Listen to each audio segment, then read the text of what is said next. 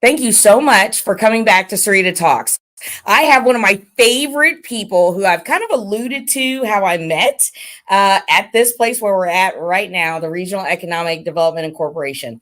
This is well, in my mind, illustrious Jay Sparks. Oh my. I know. I sat at this receptionist desk and his office was right there. So clearly I was what they call ear hustling and in other people's conversations. And I heard him basically tell me, he didn't know it at that time, how to start a business, how to stay focused, how to get your licensing. And he was teaching me, but didn't even know it. And then I tell this other story about when I resigned from this job, but I just still loved it, wanted to be here. And I came back as a client and wept.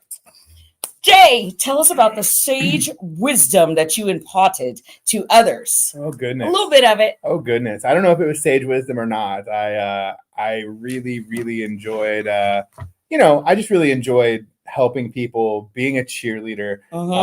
I was definitely a good cop, not bad cop, business coach. I definitely was somebody who wanted to support, bring everyone in, hugs and feel good and support. Now, I mean, we would talk about things that weren't working, and those were hard conversations.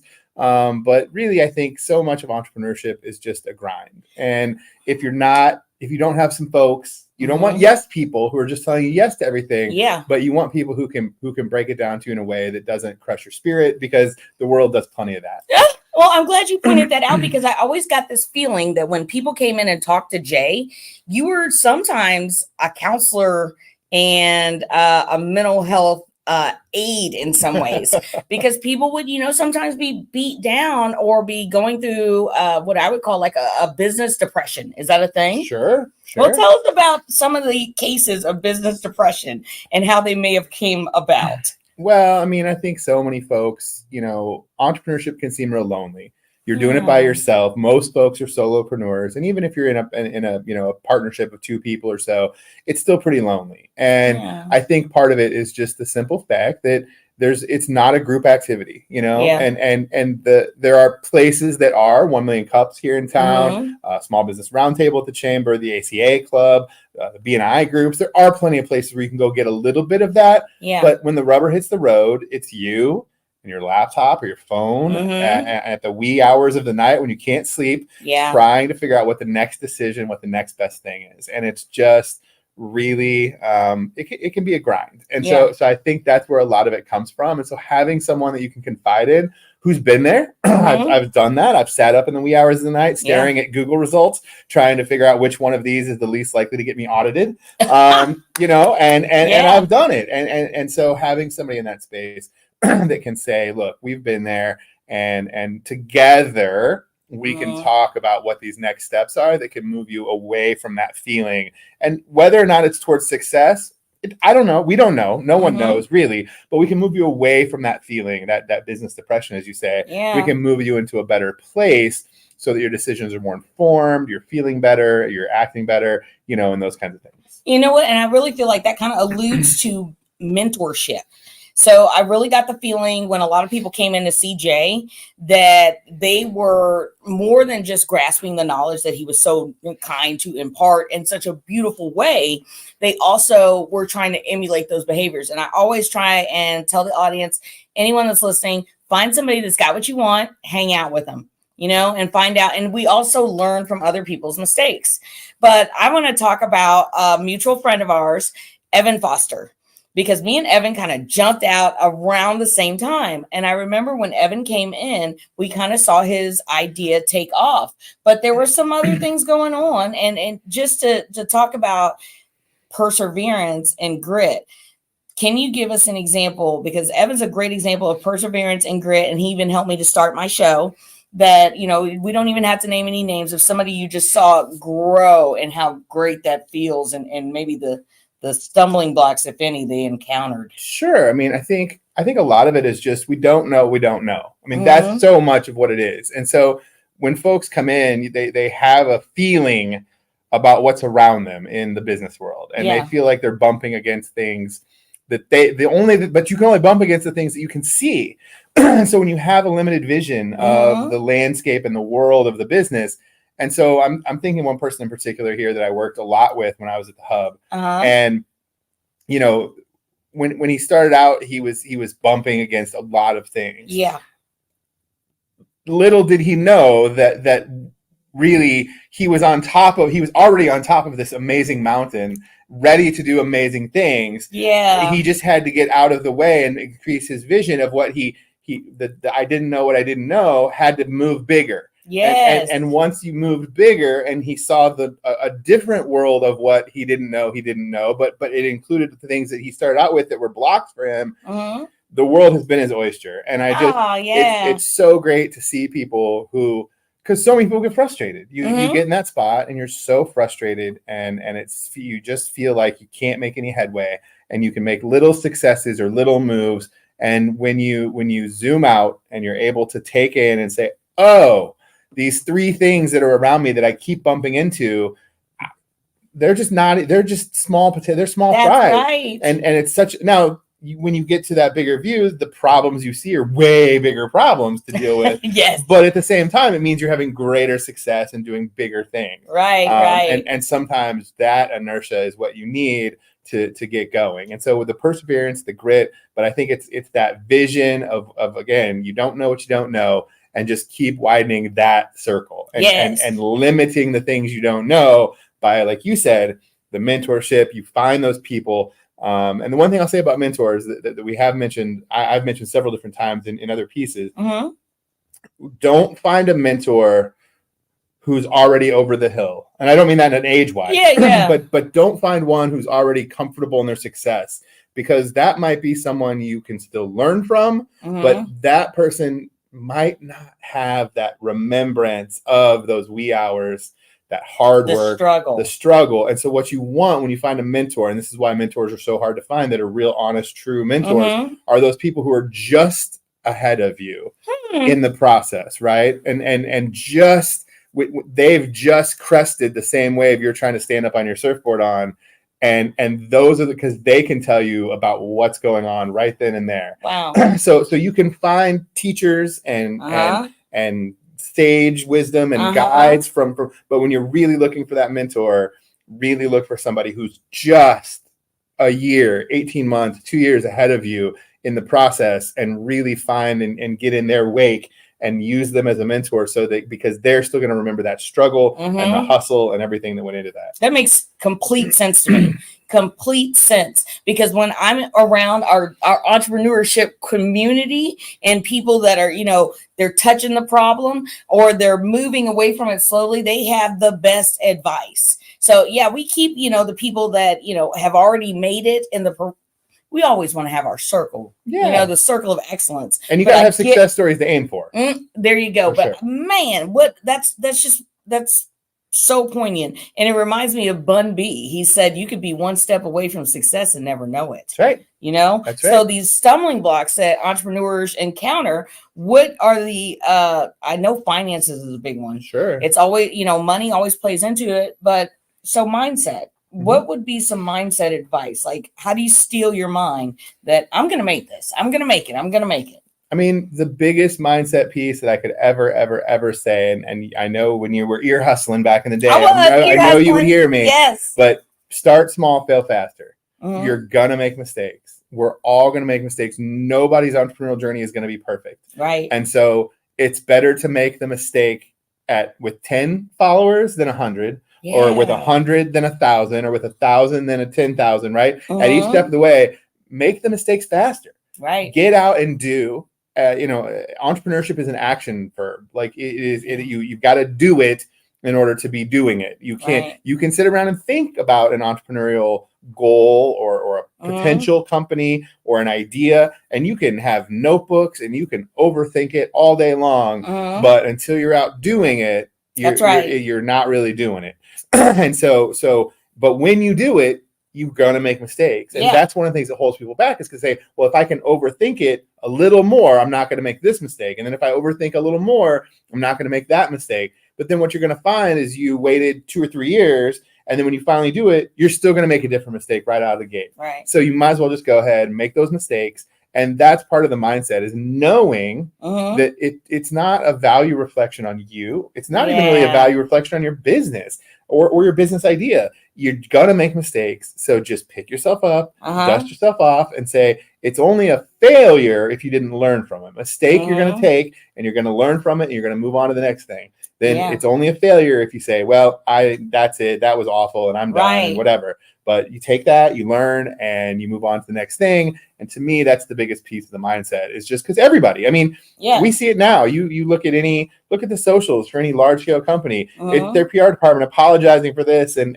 oh, we messed up that and whatever. And those are billion-dollar companies. So they're all making mistakes. So we might as well just know that we're going to do it too. And no amount of overthinking is going to get you over that hump. Yeah. So just go do it. Yeah. And here's the thing too. Go and do it. The action verb. Because a lot of times the biggest mistake that we do is we don't do anything. We have these ideas and we don't move on them. Like I had all those ideas. I resigned. I said, I'm going to come back as a client. And like maybe a week and a half, I said, well, what's stopping me? They've got this studio right here. I have a story to tell. It's pretty interesting. It's different than, it's different than your next door neighbor. So I want to get out. I want to help the people I left behind. And I'm in the spot where I can make it happen. So what took me so long? I just had to quit my job. I don't recommend that to everybody. No, I don't recommend that to everybody. But, I went from the receptionist to something like a big deal. Just kidding. Anyways, though, in my mind, I had to. You have to step out on faith. And I feel like this. Another thing that gets people business depression is, like you kind of said, you tie yourself to that. So any hit that you're taking, it's like, oh, they're hitting me and they're hitting my ideas. And these are just big stumbling blocks. But what else would you identify that possibly the young entrepreneur could be doing? First, you got to jump off the porch. You got to do something. But what do you need to do to keep that flow, that momentum for the wee hours of the night? Well, I mean, there's so many different pieces at that point. I mean, the Choose Your Own Adventure book gets pretty complicated at that point. Because there's so many things to do. You have to be your own HR, your own IT, your own research and development. I think the biggest thing is one of the things I'd say is in the process of this, and I'll kind of go back into that overthinking moment, right? You're thinking about getting off that porch. You're thinking about making the action verb moment for a business idea. Yeah. But one of the things I want you, this is still an action step, but it kind of fits into your overthinking.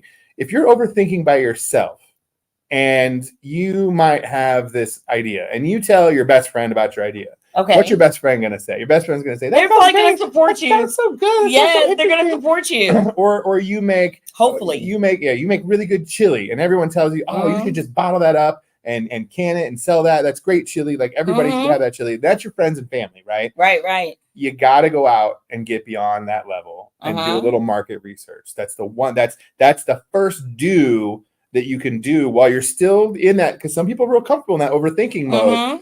But something you can do during that time is make sure you have a market, make sure you have a customer base. Is that break down layman's terms? I had a group here, the hub clients that were younger, and they wanted to start a fitness piece, and they had all these ideas. They had some backing, like things were kind of going, and I told them during one of our first meetings, you guys got to get some clipboards and some pens, and you got to go stand in front of Crunch and Planet Fitness and Golds and all the places, and you got to ask these people that are coming in and out of there if they want what you're offering. Yeah, because if they don't want it. And they kind of looked at me like I was growing a second head out of my neck. Like they looked at me kind of crazy. And I didn't hear from them for, we're supposed to meet every month or so. And I didn't hear from them 6 weeks, 7 weeks, 8 weeks went by. And finally they got back on my calendar. And I thought, okay, well, I hope everything's okay. And they came back in and they wouldn't kind of look at me. They kind of were sitting off to the side. That's the entrepreneur shame. And I said, well, that's the walk of shame. What's up? And they're like, so we did the clipboard thing. And I was like, oh, really? What happened? And they're like, we're going to pivot pretty hard because of what we learned. And I'm like, well, don't be ashamed of that. That's great. And it's great that you found it out now and not after you did all the work and all the things and put everything in place. Yeah. And then went out and then again encountered that first stumble after overthinking it. You got to get out there. So like I said, when you're talking about young folks especially, you got to get beyond your friends and family. You got to get beyond that first connection circle. You got to get to that second, third, or stranger level connections. Right. And once you get there, you can ask those questions, craft a survey that gets people thinking about what you're offering, talks about your competition and how you compare with them, and then get into that space. And I think that will give you so much information. Yeah. And that's not personal. That's these people that you're talking to, they're friends of friends or they're strangers. They're just answering a survey, and they're really trying to answer that honestly, hopefully. And then it's not personal. Then it's not when you release something and none of your friends and family rush out to buy your first offering or support your first offering, and it feels real personal. Here, if you get a lot of negative responses back, oh man, I need to make some changes before I try this again. But guess what? If you get a bunch of negative responses, you make a bunch of changes, guess what you got to do before you launch? Do more market research. You got to do it again until you find that product market fit. It's so important. So again, for those of you that are in that overthinking place where you feel real comfortable because you don't want to be out there yet, that's something you can do, an action verb to be out there doing. Wow. And let me tell you this, if you've got a product or a service and you're not targeting your audience, or you're not finding who the target audience is to target them, then you're missing a big chunk of your business, because you have to have a client base. So when you're doing these surveys, what's a way to ramp it up, networking, because I realize the importance of networking. Yeah. But when you start to network, you start to know people and build relationships. What's a way to step out of that possibly? Well, I mean, or is there a way to step out of that? Yeah, there's tons of ways. I mean, I think being open to tons of different networking opportunities. When you travel, and I mean, travel could mean, here, and I mean, it could be 45 minutes away. You can be in Mexico or Moberly or Jeff City, but talk to strangers. Ooh, I love it. Always talk to strangers. I don't know many strangers. You've never met a stranger. But talk to strangers. It's such a good way. It gets you out of your comfort zone. It puts you in a space where you have to listen and empathize a little bit. And there's a give and take and a share and a back and forth when you talk to somebody like that. But you never know what you're going to learn. You never know what you're going to do. And just when you think about your surveying, or when you think about how to get to beyond that first level of connections, you got to think about who's your target audience and what are we doing, right? What are we, if my target audience is, a 50-year-old female, I should be on Facebook every day, right? Right? You should be on Facebook every day. If your target's a 50-year-old female for your goods, services, whatever it is, you should be on Facebook every day. If your target is a 22-year-old male, every minute you're on Facebook is probably a wasted minute. Okay. Right? You need to be on TikTok. So yeah, sure. Well, for the next few hours, maybe until it all goes away. Yeah. But I think when you look at that, knowing who your target market should be, then thinking about where does my target market hang out? Yeah, I need to be in that same space, and that's going to help you get beyond. And you can use the people in that space as your launch pad to get in and start building connections there. But you need to be in the spaces where your target market's going to be. Wow. Okay. So I need to go to New York so NBC can give me this job that I had a dream that I got. Okay. Thank you. I know. Let's go. Now let me tell my Jay Sparks story. Oh no. Jay is a former bartender. And we worked at this job, and, he was telling me something, and I don't know exactly what I was going through because, my emotions are just like, come in on 1,000 every day. And he said, well, I remember sometimes I would be going to the bar and I would put on my Jay the Bartender. Can you tell us a little bit about the Jay the Bartender? Sure. The costumes. Yeah. I would tell new hires as somebody who was in the service industry for about 20 years, food and restaurant service industry. I would tell new hires, especially folks who are kind of new to the industry, when you come into work, you take 30 seconds, 60 seconds in your car when you get there, and you put on your Jay. For me, it was I put on my Jay the Bartender costume. Yeah. Like it was an invisible, right? Just a thing that I would do. And what that allowed me to do, and Jay the Bartender was probably 96, 97%, just like Jay regular. Yeah. But it was just enough to know that it was Jay the Bartender. Then when people at work, customers, angry customers, people from other places, belligerent drunks. Sure. If somebody would come at you with something, even a boss, right? If somebody would come at you with something, you would take it as Jay the bartender, and then this moment your shift was over, you would kind of like unzip and you could take off Jay the bartender, and all of those things that had come at you during that shift, you could set off to the side, and they were still there. You still think about them, you still kind of deal with them, but they weren't personal. They didn't get you in here. And yes, I would use that a lot when talking to entrepreneurs. It's the same thing when you step from your normal everyday life into kind of business mode. Sometimes it's good to put on your entrepreneurship costume, so that you don't take things personally, so that you can respond in ways that you might not be able to if you really were just yourself. Oh, well, listen, not be able to, you don't want to hear it. When I, I was like, I want to be a Christian so bad, but that's true. That's very true. Like sometimes you can take hits and those hits build up. So I want to lead into what you do now, because what you do now is so awesome. And it's like a ramped up version of we're all doing ramped up versions of what we used to do. So tell us about it. Columbia College alum right here. That's right. Alum from Columbia College, and the alma mater came knocking, and was able to get hired as the director of the Stephen Barbara Fishman Center for entrepreneurship at Columbia College. Imagine that. Entrepreneurship. Which is in the business school at Columbia College. And there's a new dean over there. He got hired right the summer before I got hired last fall. And he and I are kind of tied to the hip, and we've got a bunch of cool initiatives that we're starting. Nice. We're looking for permanent physical space for the center right now, because it's kind of dwindled just a little bit. Previous directors were actually in classroom professors as well, and so they had a lot more exposure to students, and I don't have in my role currently. And so it's just been really great. I'm working with students, alumni, faculty, and helping them, and the general community as well, but helping anybody that needs that, again, some of this mentorship, some of these connections. Being here at Ready and now at Columbia College, it's still a super connector position. You've got to be that nexus point of connection, so that when people need, because that's just it. No mentor has all the answers, but a mentor who's also a super connector is going to have that Rolodex going, and that Rolodex is going to be able, when that question comes that I can't answer, I'm going to be able to get you to the person who can. Nice. So, and especially for folks, Columbia College students feel a little cloistered. They kind of, a lot of them stay on campus a lot more than I think Mizzou students do sometimes. And so with that, we like to make sure that we're providing avenues and opportunities for them to connect with the greater Columbia business community, because the community is such a treasure here in town. It is. We just need to make sure they're connected. Now, listen, I didn't know anything. I really didn't know a lot when I, first met Mr. Sparks. I'd only been out here in the free world for a month and a couple of days.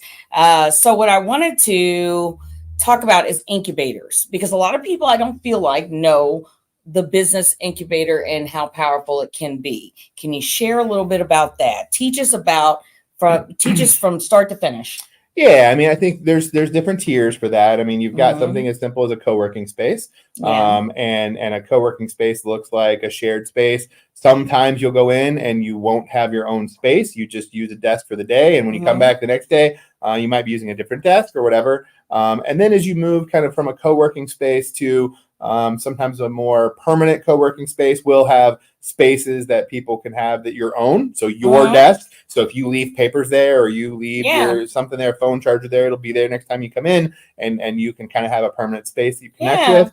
And then from there into something like an incubator. Incubators are going to be spaces where multiple businesses have office space. And again, this is permanent office space, but because it's held in kind of conglomerate by another entity, whether that's Mizzou or the city or Columbia College or wherever, those kinds of spaces are usually subsidized to be a little cheaper than normal.